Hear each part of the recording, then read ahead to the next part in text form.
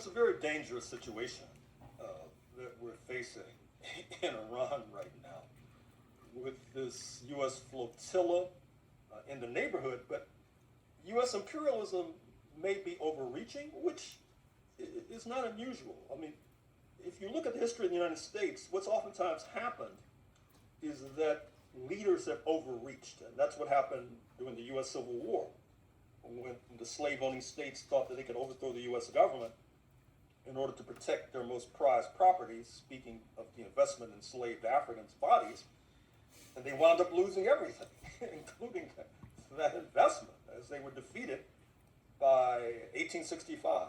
At least they were defeated militarily, not necessarily politically.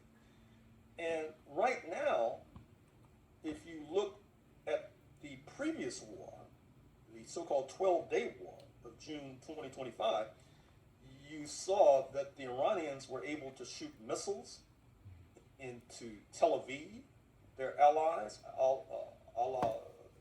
what you call the Houthis on this side of the Atlantic, were shooting missiles into Eilat, a major Israeli port, virtually shutting it down, for example. Supposedly what's happening now is that the U.S. authorities are rushing air defense to Israel, to its military bases in Iraq and Qatar and Bahrain, for example. The problem is that the military defenses were exhausted to a degree in defending Israel in the 12-day war, so-called. So U.S. imperialism may be on the verge of overreaching. Iran still has a cache of ballistic missiles, for example, that can inflict serious damage. In fact, one of the U.S. demands is that Iran give up its ballistic missiles so that the United States can more effectively attack it, which is obviously ridiculous.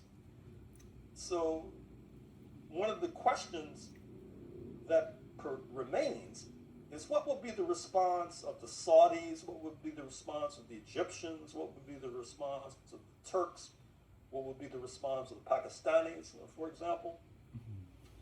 I could go down the list, but it's unclear, at least to me, of what their responses will be. Now, on the surface, speaking to the press, the Saudis have expressed discomfort about an impending attack.